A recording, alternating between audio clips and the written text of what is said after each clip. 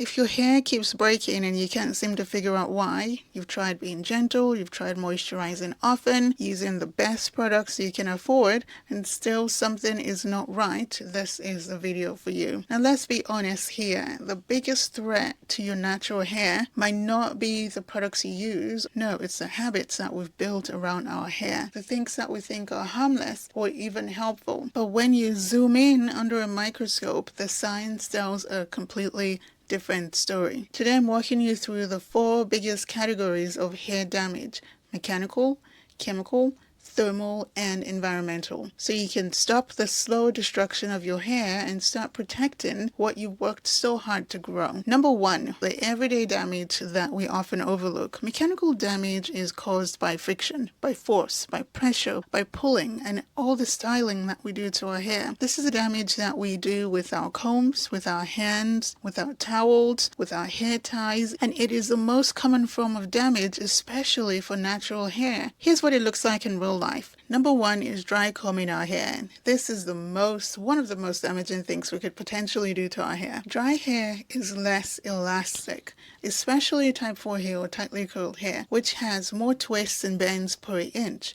Combing it without hydration and lubrication causes the cuticles to chip off like shingles in a storm. Number 2 is brushing our hair through tangles. Think of each snag as a stress fracture. The brush doesn't just smooth the hair, it pushes local tension down the strands of our hair. And this tension breaks the cuticles and then the cortex underneath. Over time, that's why you see see-through ends. Number 3 is using tight hair bands or elastic hair ties and those kinds of things. Like hair ties can slice through the hair, especially if you're doing high pops and slicking your hair back every so often. Doing tight buns regularly and using rough hair ties. You don't feel it happening in the moment, but you see it after a few months. You see breakage near the crown, near the nape, and around the edges. Number 4 is towel drying with a regular towel. Yes, even this matters. Cotton towels are rough, they cause friction,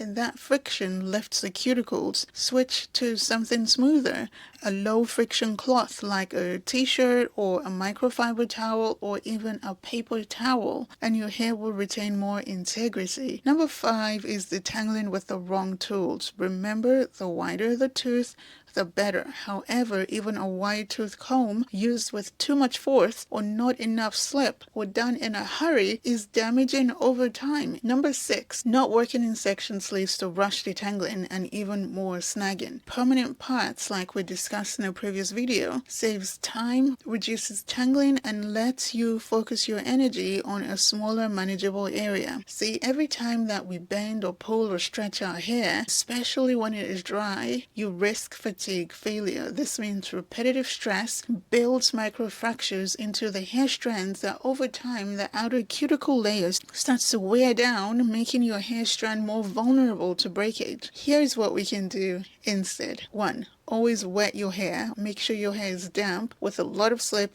from a conditioner or a deep conditioner before you detangle.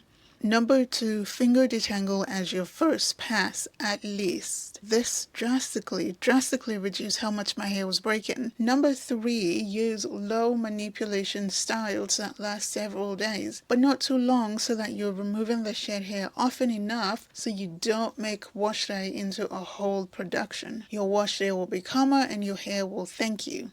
Now, keep in mind that every single thing we do to our hair, good or bad, is manipulation.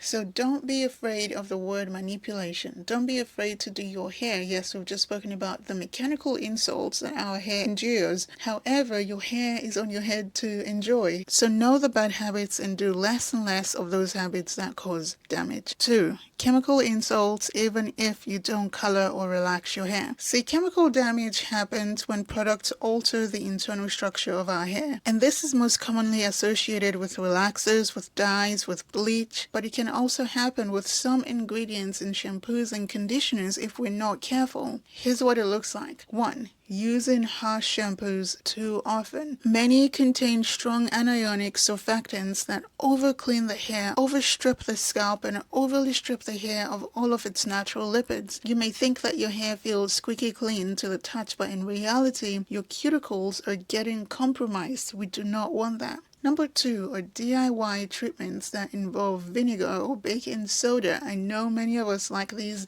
DIY treatments, but these can disrupt the pH of the hair, causing swelling and roughness and even long-term cuticle damage leading to breakage. Number 3, overuse of permanent dyes or lighteners. These penetrate the cuticle and oxidize melanin, but in the process, they degrade keratin. They reduce the tensile strength of the hair strands and leave your hair more porous and therefore more fragile. These are best done with a professional, okay? Not at home. Number 4, using developer or bleach without protein rebalancing. Once protein bonds in our hair are broken, they do not just grow back. They can be rebuilt in certain instances with proper treatment. Otherwise, you're just styling over broken architecture. Hair is made of keratin, which are held by disulfide bonds and hydrogen bonds. Chemicals that alter these, like relaxers and dyes and high pH shampoos, break these bonds, right? This means that the hair shaft becomes weaker and weaker and more hydrophilic. That means water absorbing, more porous, and therefore more prone to swelling,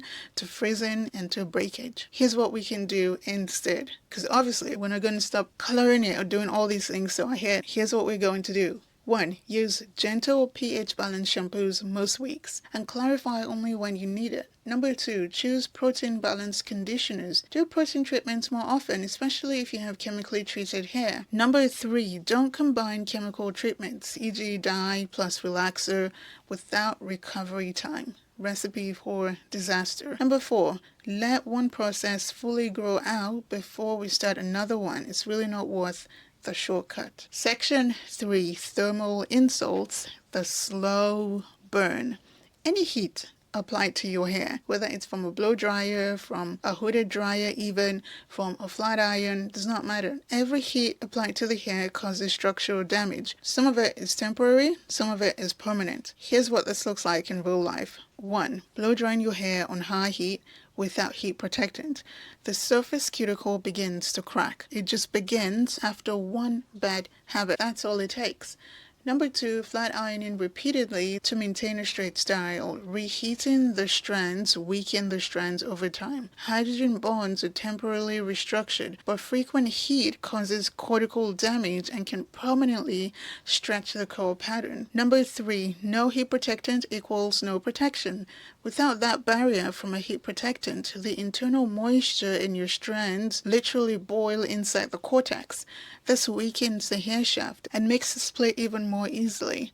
Number 4, tension plus heat.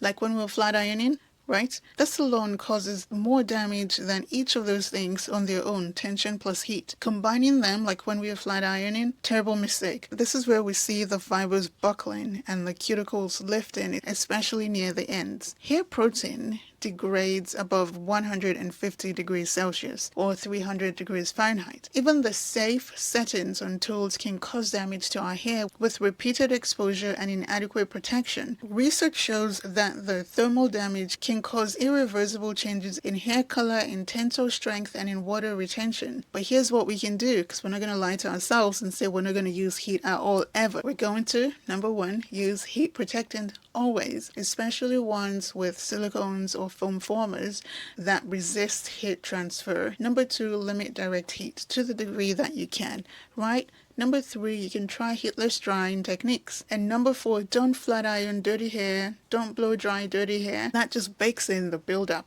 Not good at all. Caveat: the surest way to prevent heat damage from happening is to do away with all sources of heat completely. But if we want to use heat, we can. We obviously can.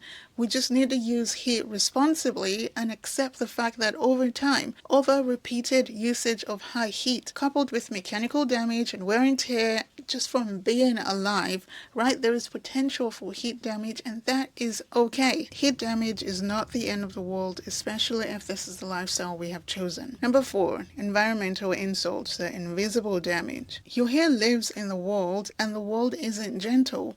There's UV rays, there's wind, there's hot water, there's pollution, there's even cold air. All of these can degrade the hair over time. Here's what it looks like. 1, sun damage. Your scalp might not burn, but your strands are slowly being bleached or lightened. UVB rays break down proteins and UVA rays change color. Black hair is definitely more photostable than blonde hair, but the cuticle where melanin doesn't exist still suffers. Number 2, wind. Blowing hair strands colliding with each other can create mechanical damage. This is why when you wear your hair out, when it's loose, and you go outdoors, your hair gets drier and tangled faster. Number 3, hard water. Minerals like calcium and magnesium can build up on the hair, making it feel rough, harder to moisturize, and more likely to break. Number 4, cold, dry air. Winter weather reduces ambient humidity. The hair becomes more brittle, and this shows up as split ends, dryness, or lack of elasticity. UV exposure leads to photodegradation, breaking of those disulfide bonds, denaturing proteins, and reducing cuticle adhesion. Hard water alters surface charge of the hair and changes how it interacts with products. Even seemingly mild exposures cause oxidative stress over time.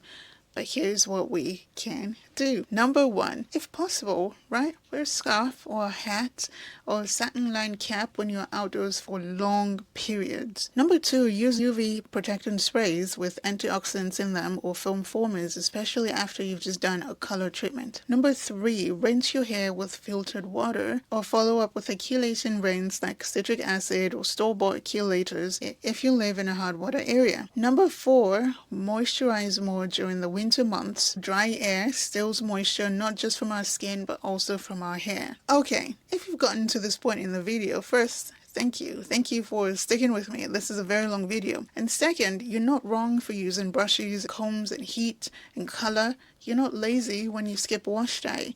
You're not lazy when you go out and you do not have a scarf on and you're in the sun for hours and hours and hours. No, you're not. You're definitely not feeling if your hair is not waist length yet. No, you're not. And this is not a fear-mongering channel. But if you want to keep the length that you grow and reduce how much you lose, today's video has just given you the map. Mechanical, chemical, thermal, and environmental. 4 categories you now understand better, and more importantly, you now know how to do better. If you want to change something, start with one thing and give your hair room to show you what it can do when it is not fighting sabotage. Thank you so much for watching. I'll catch you in the next one. Have a great day. Bye.